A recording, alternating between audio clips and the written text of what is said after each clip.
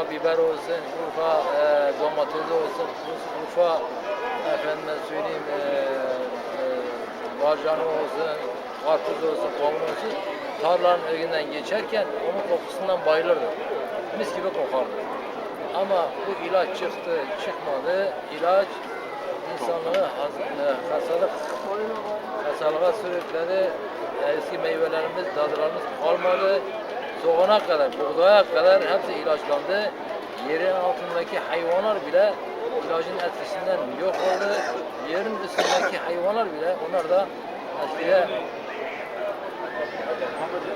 eskide kapla vardı, şimdi onlar da yok. Ondan bırak, şimdi orijinali oldu mu, orijinali insanın içinde faydalıdır, hayvanlar için de faydalı. Şimdi hayvanların yemi neden üretiliyor? O minedeki, o kesimde yapılan kemikler fabrikada onu ufaltıp onu yem haline getirip hayvanlara yediriyorlar.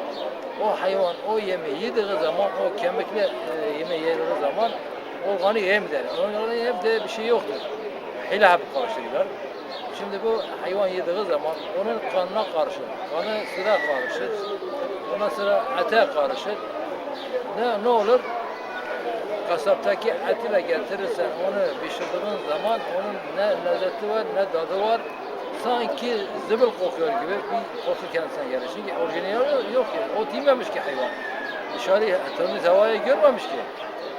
O ilacın etkisinden insanlar da hasta oldu.